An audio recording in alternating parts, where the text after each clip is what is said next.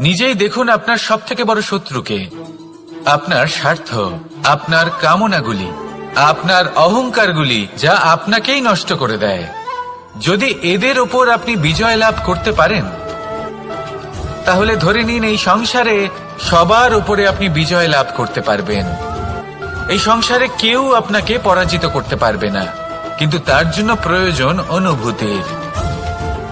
অনুভূতি ভালোবাসার, অনুভূতি অনুপ্রেরণার। যে ব্যক্তি ভালোবাসতে পারেন এবং প্রেরণা দিতে পারেন, তিনি চিরকাল জয়লাভ করতে পারেন। নিজের কাছে ভালোবাসার এক অস্ত্র রাখুন আর প্রেরণার এক ঢাল। জীবনে কেউ আপনাকে পরাজিত করতে পারবে না। আসুন আর আমার সাথে ভালোবেসে বলুন, রাধা রাধা। ছোটবেলা থেকেই আমি গরু চড়িয়ে অভ্যস্ত, সেই জন্য সকলে আমাকে গোপাল নামে ডাকত। কিন্তু গোপাল হয়ে আমি একটা অমূল্য শিক্ষা লাভ করেছি। আমি দেখেছি যে গৌশালাতে অনেক বাছুরের মধ্যে একটি গাই তার নিজের বাছুরকে অবশ্যই চিনে ফেলে। যেখানে সমস্ত বাছুর একই রকম দেখতে এবং প্রত্যেকের স্বরও সমান, তারপরেও সকল বাছুরের মধ্যে নিজের বাছুরকে ঠিক চিনতে পেরে যায় এবং তার সাথেই থাকে। ঠিক এইরকমই কিছুটা হয় আমাদের কর্ম এবং তার কর্মফল। আপনি সবার মাঝে থেকেও কোনো কর্ম যদি করেন, সেই কর্মফল সবার মধ্যে আপনাকে চিনে ফেলবে এবং আপনার সাথেই থাকবে। তাই যখনই কর্ম করবেন ভেবে চিন্তে করবেন। কোনো কর্ম করার আগে একবার ভেবে দেখুন, তাহলে জীবনে বারংবার অনুতপ্ত হতে হবে না। আসুন আমার সাথে ভালোবেসে বলুন, রাধা রাধা। বটবৃক্ষের বীজ সর্ষের দানার থেকেও ছোট হয়, কিন্তু যখন তা নিজের রূপ ধারণ করে তখন তা বিশাল বৃক্ষের আকার ধারণ করে, যা সহস্র বছর ধরে বেঁচে থাকে। সেই ছোট বীজ তা মাটির ভেতরে গিয়ে নিজের খোলস ত্যাগ করে। অন্ধকারে থাকে সে, যতই আলো আসুক না কেন, যতই বর্ষা আসুক না কেন, সব সহ্য করে। আর তারপরে একটা চারা গাছ অঙ্কুরিত হয়, তারপর ধীর গতিতে একটা বিশাল বৃক্ষতে পরিণত হয়। দেখুন, জীবনে কঠিন সময় আসে, এই জন্য নয় যে আপনি হার মেনে নেবেন। এই জন্য আসে যাতে আপনি ভবিষ্যৎ নির্মাণের জন্য নিজেকে তৈরি করতে পারেন। যদি কঠিন সময়ে আপনি ওই বীজের মতো দৃঢ় হয়ে থাকতে পারেন, তাহলে আপনিও একদিন সেই বিশাল বৃক্ষের মতো নিজের অস্তিত্ব গড়ে তুলতে পারবেন, যা সহস্র বছর পর্যন্ত মনে রাখা হবে। আসুন আমার সাথে ভালোবেসে বলুন, রাধা। এই সংসারে বিপদের সম্মুখীন হলে কে আপনাকে সাহায্য করবে সেটা নির্বাচন করা আপনার হাতে নেই। সেটা সেই সকল ব্যক্তির উপর নির্ভরশীল যে তারা আপনাকে সাহায্য করবে নাকি করবে না।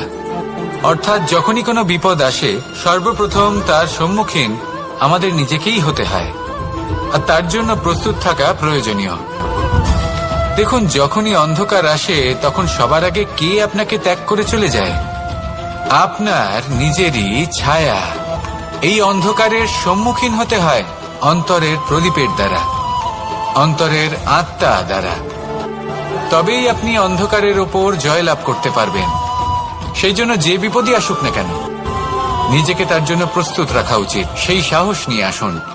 এমন কোনো বিপদ নেই যা আপনাকে ভেঙে দিতে পারে। আসুন আমার সাথে ভালোবেসে বলুন, রাধা রাধা। আজ আমি আপনাদেরকে 3টি প্রশ্ন করব। তাহলে প্রথম প্রশ্ন, এমন কে আছে যার ওপর আপনি অনর্গল প্রহার করার পরেও সে হাসে আর আপনাদেরকে আনন্দ দেয়? আপনাদের উত্তর হবে ভূমি বা বৃক্ষ। দ্বিতীয় প্রশ্ন, কে আছে যে আপনার কিছু না বলাতেও সব জেনে যায়, সব বুঝে যায় আর নিঃস্বার্থভাবেই আপনার সাহায্য করতে থাকে? এবার আপনাদের উত্তর হবে ভাই বা বন্ধু। আর তৃতীয় প্রশ্ন, এমন কোন ভগবান আছেন যিনি নিজে বিষ পান করে আপনাকে জীবনের অমৃত প্রদান করেন? আপনি হয়তো উত্তর দেবেন মহাদেব। যদি আপনার উত্তর এইগুলি হয়, তাহলে সেই উত্তর ভুল। এই সমস্ত প্রশ্নের একটাই সঠিক উত্তর আছে, আর তা হল মা। রাধা রাধা। ভক্তরা আমার কাছে আসেই শুধুমাত্র নিজের ইচ্ছে পূরণের জন্য, আমার সাথে দেখা করতে নয়। অসংখ্য লোক মন্দিরে যান নিজের ইচ্ছে ঈশ্বরকে জানানোর জন্য।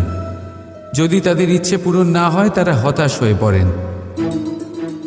এবার থেকে যখনই আপনি মন্দিরে যাবেন, ঈশ্বরের সামনে বসবেন, হাত জড়ো করবেন আর বলবেন, ধন্যবাদ, ধন্যবাদ ঈশ্বর যে আপনি আমাকে যা দিয়েছেন তাতেই আমি খুশি। শুধু আমাকে পথ দেখাবেন যে কিভাবে আমি নিজের কর্মের দ্বারা, শুধু আমার কর্মের দ্বারা সেই সব পেতে পারি যা আমি চাই। ঈশ্বরের থেকে শুধু চাইতে গেলে তাহলে ঈশ্বরের কাছে নিজেকে অনেক ছোট মনে হবে। কিন্তু যদি নিজের কর্ম করে তারপর ঈশ্বরকে ধন্যবাদ জানান। সময়, কথায় বলে সময়ের পূর্বে কিছুই হয় না। প্রতিটা ঘটনার একটা সময় থাকে। সময়ের আগে না সূর্যোদয় হয় আর না সূর্যাস্ত হয়। সময়ের পূর্বে গাছে না ফুল ফোটে না ফল ধরে। কিন্তু একটা কথা ভেবে দেখুন, যদি বর্ষা আসার আগে কৃষক ভূমিকে না প্রস্তুত করে, বীজ রোপণ না করে, তাহলে কি ফসল ফলবে? যদি কোনো যোদ্ধা যুদ্ধের পূর্বে নিজের অস্ত্রে ধার না দেয়, তাহলে সে যুদ্ধ কি করে লড়বে? এর মানে এটাই হলো যে সময় আপনার যখন আসার তখন অবশ্যই আসবে, কিন্তু ততক্ষণ এটাও গুরুত্বপূর্ণ যে আপনি নিজেকে তার জন্য তৈরি রাখুন। কারণ এই যদি কারোর অনুভূতি জানতে হয় তাহলে নিজের অনুভূতিকে ব্যয় করতেই হবে। কারোর আসল চেহারা যদি জানতে হয় তাকে স্বাধীনতা দিয়ে দেখুন। যদি কারোর গুণ জানতে হয় তাহলে তার সাথে একসঙ্গে বসে ভোজন করুন। যদি কারোর ধৈর্যের পরীক্ষা নিতে হয় তাহলে তাকে তার প্রিয় কাজ করতে বারণ করে দেখুন। যদি কারোর ভালো দিক জানতে হয় তাহলে তার থেকে পরামর্শ নিয়ে দেখুন। এক অনুভূতির বদলে অন্য এক অনুভূতি বিনিময় করতে হয়, যেটা পাওয়ার জন্য আপনাকেও ঠিক সেই অনুভূতিটাই দিতে হবে, আর সেটা হলো প্রেম। যদি কারোর ভালোবাসা দেখতে হয় তাহলে তাকে নিঃস্বার্থ ভালোবাসা দিন। যদি কারোর থেকে ভালোবাসা পেতে চান তাহলে তাকে নিঃস্বার্থ পরিশুদ্ধ ভালোবাসা দিন। রাধা রাধা। কথায় আছে, সময়ের পূর্বে আর ভাগ্যের বেশি কেউ কিছুই পায় না। এবার এর মানে কি এটাই যে আপনি শুধুমাত্র সময়ের অপেক্ষা করবেন, সবকিছু নিজের ভাগ্যের ওপর আর কপালের ওপরে ছেড়ে দেবেন, নিজে কিছুই করবেন না?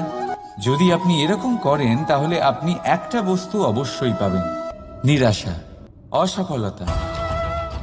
এবারে আপনি বলবেন, যদি সবকিছুই ভাগ্য আর সময়ের ওপরে নির্ভরশীল হয় তাহলে আমরা কি বা করতে পারি? করতে পারেন চেষ্টা, পরিশ্রম। এই চেষ্টাই আপনার জীবনে সেই সময়কে আপনার কাছে টেনে নিয়ে আসে, সেই সময়ে যার অপেক্ষা আপনি করছেন। আর এই ভাগ্য তার সামনেই নত হয় যে সর্বদা পরিশ্রম করতে থাকে।